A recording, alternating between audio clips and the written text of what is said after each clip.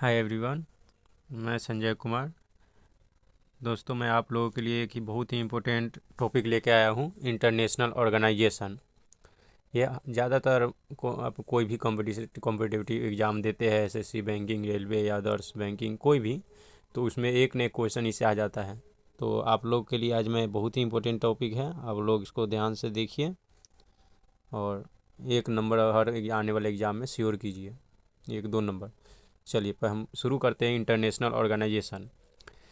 दोस्तों, एक ऑर्गेनाइजेशन से बात करें तो सार्क, इसका फुल फॉर्म होता है south Asian association for regional cooperation. जिसकी स्थापना की बात करें तो 8 दिसंबर को हुआ था 1985 में। मुख्यालय काठमांडू में है। BIMSTEC, bay bay of Bengal initiative for multi sectoral technical and economic cooperation.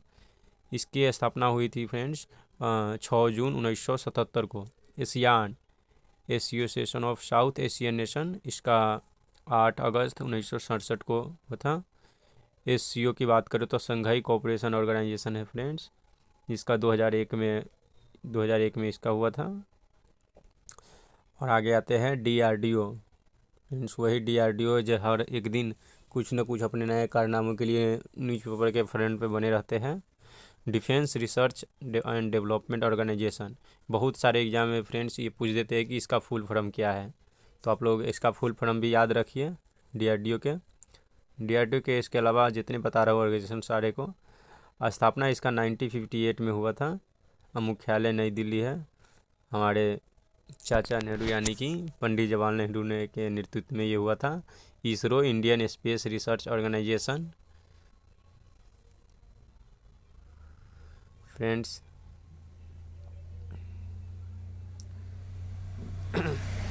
ISRO, तो फ्रेंड्स इसरो की बात करें तो इंडियन स्पेस रिसर्च ऑर्गेनाइजेशन, जिसकी स्थापना 1969 में यानी कि 1969 में। मुख्यालय इसका बेंगलुरु कर्नाटक है। IC international cricket council, ICC, बहुत सारे न्यूज में ये ज़्यादातर न्यूज में रहते हैं। इसकी स्थापना 1909 में होता था। दुबई इसका मुख्यालय है। BCCI, board of control for cricket in India, ये 1928 यानी कि 1928 में हुआ था। मुंबई इसका है मुख्यालय। FIFA, federation international football association, 1904 में हुआ था। इसका जर्ज स्विट्ज़रलैंड में है। फिर बात करें तो यूनाइटेड नेशन। फ्रेंड्स, ये बहुत ही बड़ा कहा जाता है कि इंडिया का सबसे बड़ा ऑर्गेनाइजेशन है यूएन। और सेकेंड में आप जानते ही हैं, आप बताइए कमेंट में सेकेंड में कौन सा है। वो इस्लामिक ग्रुप का है, आप बताइए। तो 1945 में इसका मुख्यालय था। इसका न्यूयॉर्क में इसका मुख्यालय है, ऑर्गेनाइज हुआ था।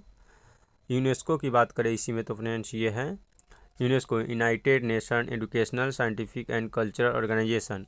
ये 1945 में हुआ था। पेरिस इसका मुख्यालय है, फ्रांस में। UNICEF, United nation children emergency fund, इसका 1946 में मुख्यालय इसका है, न्यूयॉर्क यूएसए में है। वर्ल्ड इकोनॉमिक फोरम, ये वही वर्ल्ड इकोनॉमिक WEF है फ्रेंड्स, जो बहुत सारे ये रिलीज करते हैं अपने अंदर बहुत सारे डाटा को। तो बात करें तो इसकी 1971 में हुआ था। एक दिन लाएंगे फ्रेंड्स उस पर, जो कौन WEF के द्वारा क्या क्या रिलीज़ किया जाता है, WTO के द्वारा क्या रिलीज़ किया जाता है, इस पर एक टॉपिक बनाएंगे। अभी इसका ऑर्गेनाइजेशन पढ़ते हैं। तो वर्ल्ड इकोनॉमिक फोरम है जो 1971 में, मुख्यालय इसका स्विट्ज़रलैंड में है। WHO, वर्ल्ड हेल्थ ऑर्गेनाइजेशन, 1948 में मुख्यालय जेनेवा स्विट्ज़रलैंड में है। WTO, वर्ल्ड ट्रेड ऑर्गेनाइजेशन, 1995 में मुख्यालय इसका जेनेवा स्विट्ज़रलैंड में है। फिर आगे आते बात करते हैं friend OPEC, Organisation of the Petroleum Exporting Country. ये खाड़ी देश है दोस्तों। ये बहुत सारे कॉम्पिटिटिव एग्जाम में, जैसे यूपीएससी के 2017 में भी क्वेश्चन इससे आया था कि ओपेक के इनमें से पूछ देगा आपकी मेंबर कौन है।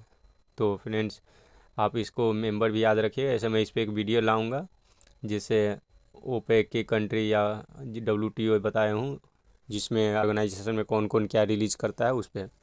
तो अभी हम फिलहाल इसको पढ़ते हैं। ओपेक है जिसका वियना में है, ऑस्ट्रेलिया। IAEA की बात करें, इंटरनेशनल एटॉमिक एनर्जी एजेंसी, मुख्यालय वियना में है, Australia. UNDO, United Nation Industrial Development Organisation, इसका मुख्यालय भी वियना में है। WF, वर्ल्ड फूड प्रोग्राम, मुख्यालय रोम इटली में है। फूड एंड एग्रीकल्चर ऑर्गेनाइजेशन एवं मुख्यालय रोमन इटली में है। इस तरह से फ्रेंड्स ILO में आता है, इंटरनेशनल लेबर ऑर्गेनाइजेशन, मुख्यालय जेनेवा स्विट्जरलैंड। IRO मुख्यालय इसका है। तो इस तरह से IRO की बात करें, International Committee of the Red Cross Organisation. WTO World Tourism Organisation, इसका मुख्यालय मैड्रिड है, Madrid. WCO World Custom Organisation Brussels है। IMO International Maritime Organisation London. IMF friends ये इंटरनेशनल मॉनेटरी फंड, ये यही IMF है जो बराबर पाकिस्तान के लेकर चर्चा में रहता है। और वर्ल्ड बैंक, ये वही वर्ल्ड बैंक है कि सबसे आगे हर चीज़ में आकर और ये अपना योगदान देते हैं। इससे बहुत सारा ऑर्गेनाइजेशन संगठित होकर अपने देश के विकास में हम योगदान करते हैं। OPEC Organisation of Petroleum Exporting Country, इसे बताइए दिए हैं, वियना ऑस्ट्रेलिया में जो है। अब ADB की बात करें तो एशियान डेवलपमेंट बैंक, इसका 1966 में इसका ये बना था, स्थापना हुआ था। मुख्यालय इसका फिलीपींस है, मैलिना में। International solar alliance ISA। Friends बताइए हमारा इंडिया के साथ किसके साथ सोलर अलायंस हुआ है? फ्रेंड्स हमारा फ्रांस के साथ सोलर अलायंस होकर पावर प्लांट लगाने की बात हो रही है यूपी में। तो ISA इंटरनेशनल सोलर अलायंस की बात करें 2015 में मुख्यालय इसका गुड़गांव हरियाणा में है। ये पहला ऐसा ज़्यादातर ऑर्गेनाइजेशन नहीं है, लेकिन ये ऐसा ऑर्गेनाइजेशन है जिसका अपना, यानी कि इंडिया में इसका मुख्यालय है। WMO World Metrological Organisation Geneva Switzerland. World Intellectual Property Organisation Geneva Switzerland. ILO International Labour Organisation Switzerland. IRO International Committee of the Red Cross data Geneva Switzerland. WTO Madrid है। अब फ्रेंड्स आते हैं, देखिए जब भी हम पावर प्लांट की बात करते हैं, जानते ही फ्रेंड्स पावर प्लांट का कितना बड़ा योगदान होता है हमारे देश में बिजली के उत्पादन करने के लिए। तो अगर हम बात करते हैं परमाणु शक्ति गृह, तो नोरा जो है यूपी में एक ऐसा ये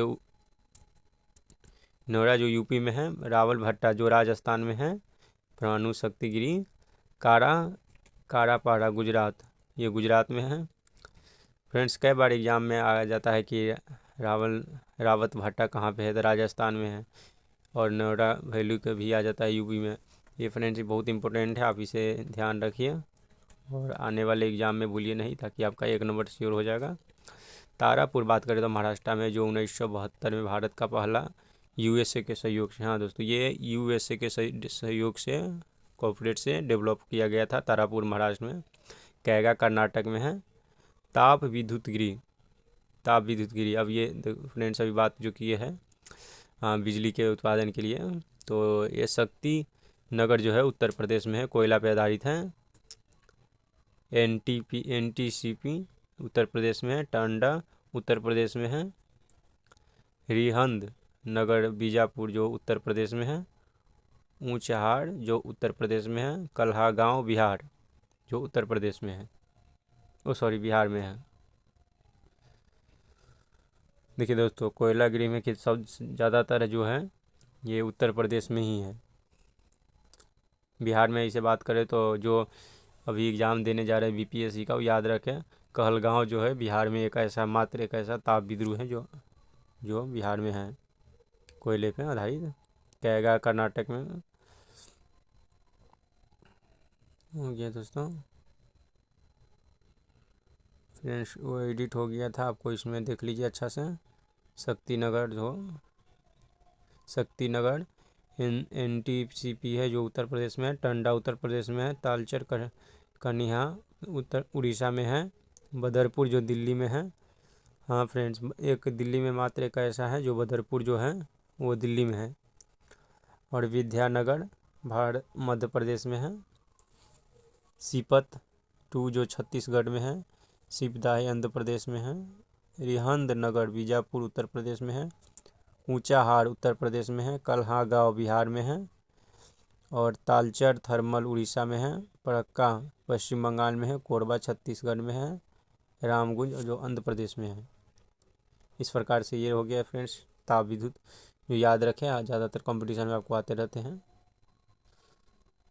चलिए फ्रेंड्स, ये रहा हमारा आज का ये वीडियो, जिसमें आपको इंटरनेशनल ऑर्गेनाइजेशन और पावर प्लांट के बारे में आपको हम जानकारी